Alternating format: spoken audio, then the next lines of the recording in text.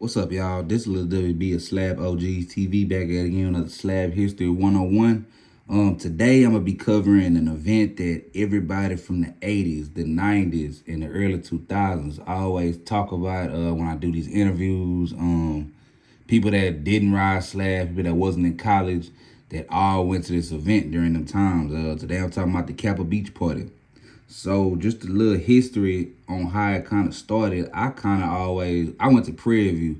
So I kind of always thought that maybe the Kappa was started at Prairie View, or maybe it started at TSU, or, a college like that.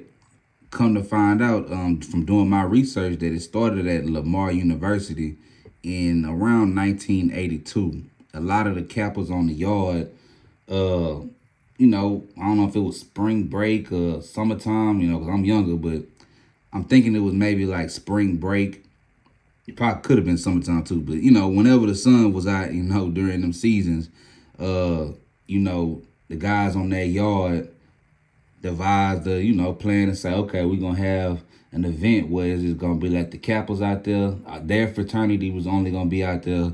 They was gonna invite some females, and kind of just have like a small get together, which turned into them saying, okay, well, let's get different Kappas and fraternity members from different colleges.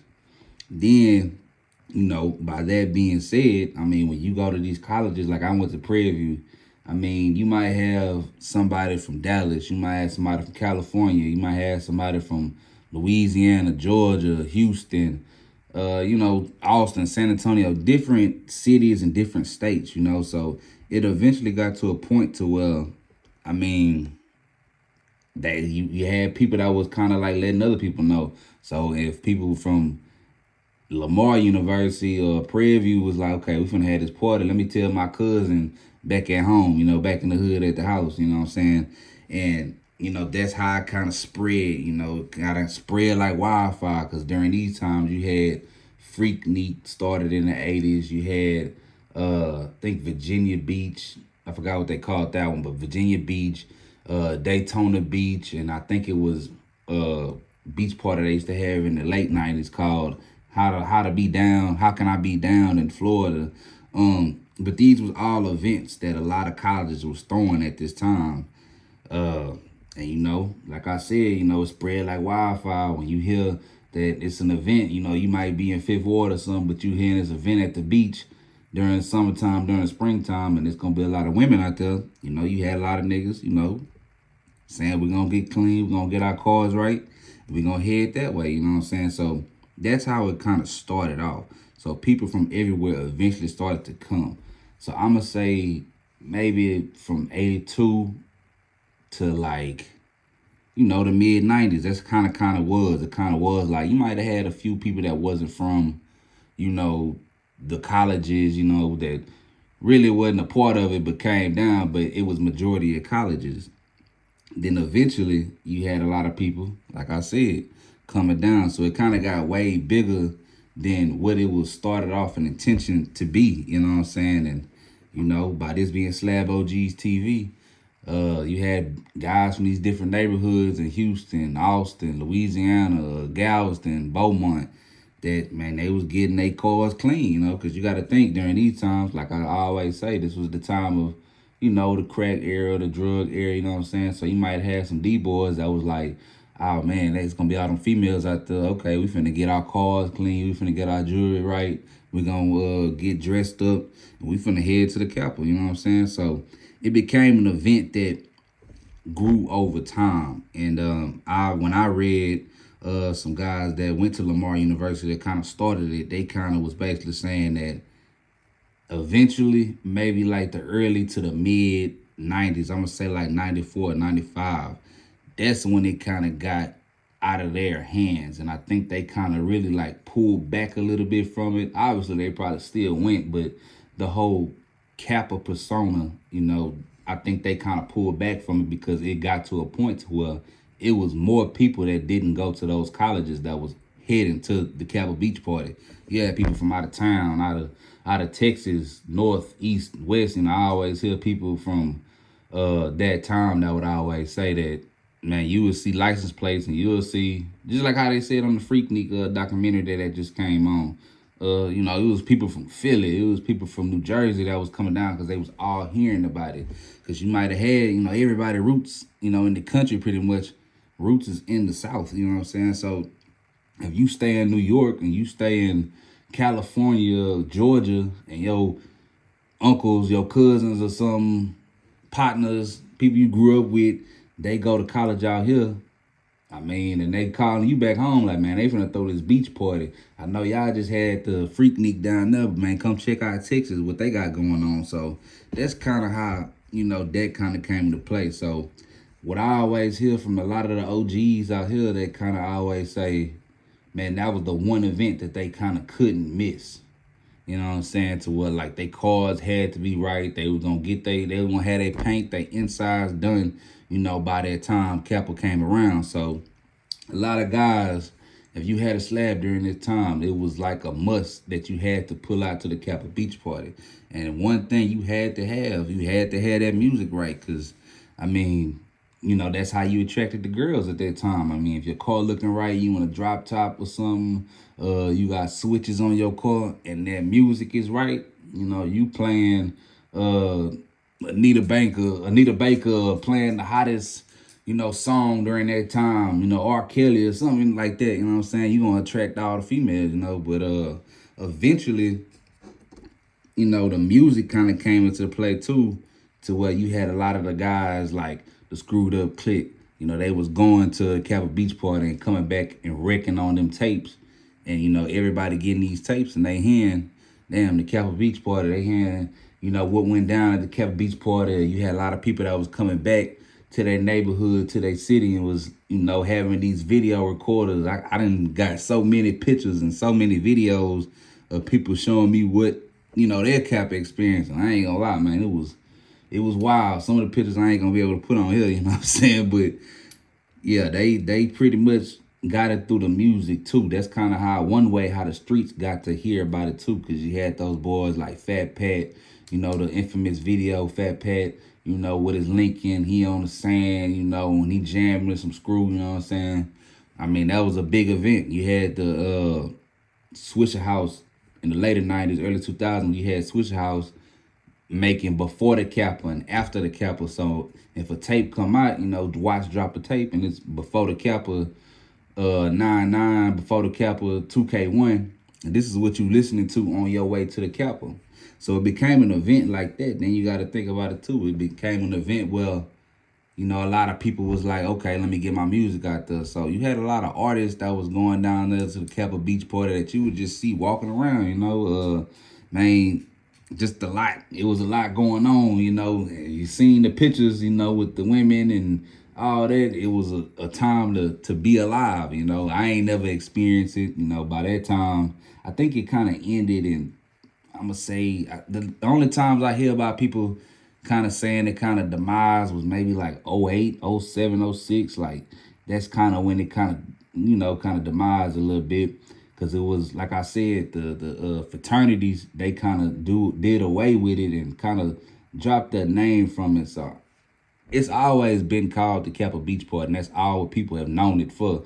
But you had some people that didn't even know it was a college event or it was a Kappa fraternity event.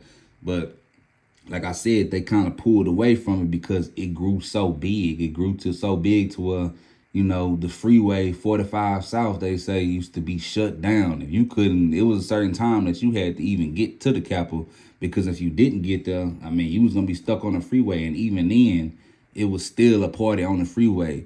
You got to think, all the hotels during that time in Galveston was kind of shut down because you had everybody going out there to the hotels and renting out the hotels for the whole weekend, you know what I'm saying? So if you was kind of late, you was out of there, really, you know what I'm saying? And then, like I said, it was some of the people that was coming, and it brought the wrong attention eventually, to where, like, it was a lot of violence towards the end. You had some assault cases, you know, they kind of, you know, did away with it too. You had a lot of people that was like, okay, I'm not gonna just go to this no more, because it was a lot going on. You know, some females that might not feel safe going there.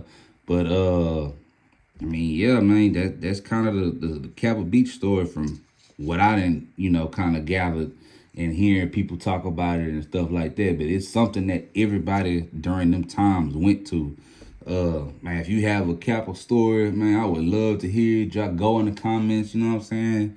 Tell your Kappa story, because I done heard some crazy, crazy stuff. It's a lot of people that still got their Kappa photos, their Kappa videos. Boy, if you talk to somebody that went to the Kappa, boy, I guarantee you they got a wild story to tell you.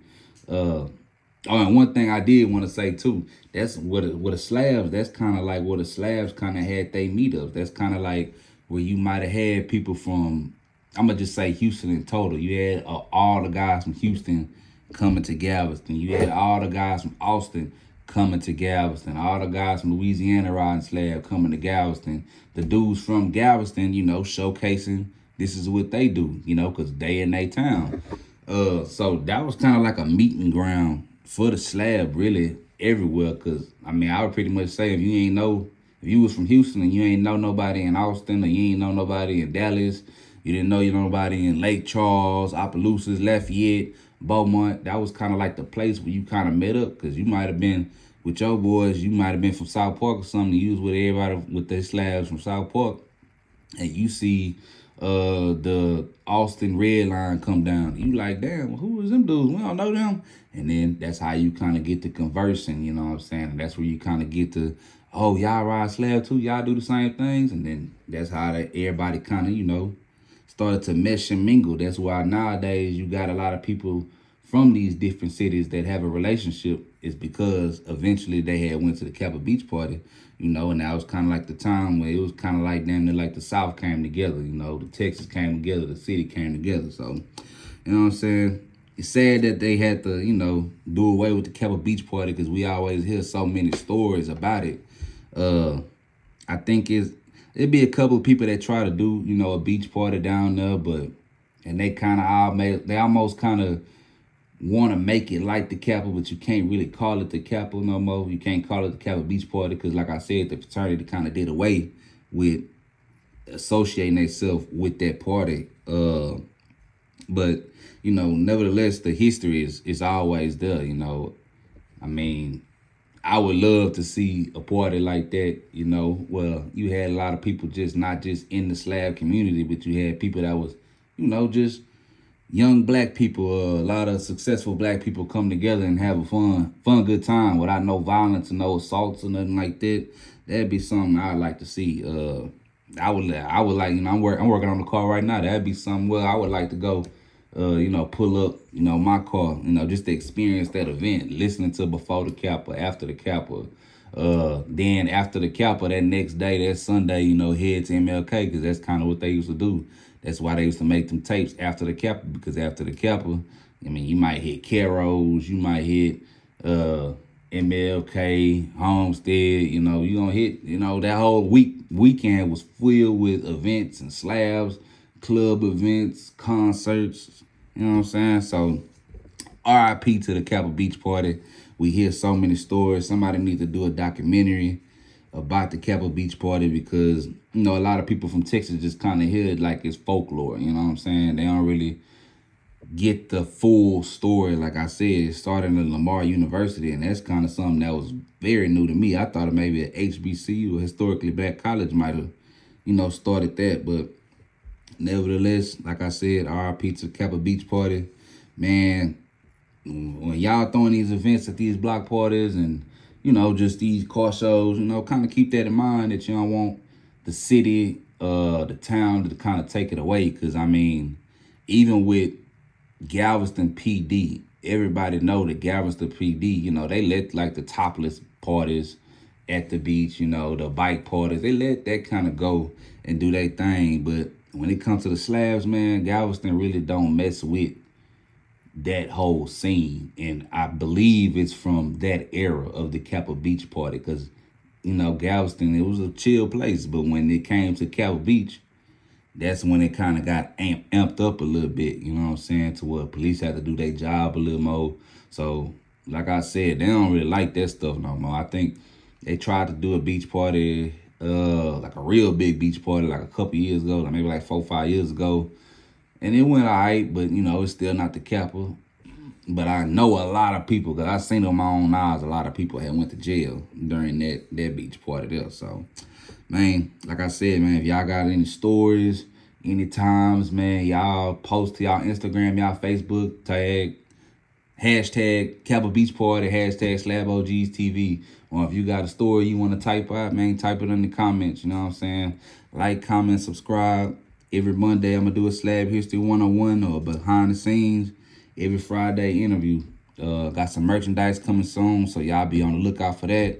If you watch this channel, man, y'all get that merchandise. I'm going to get it in about maybe like 2 weeks, you know what I'm saying? So, it's Lil WB, Slab OGs TV. We out.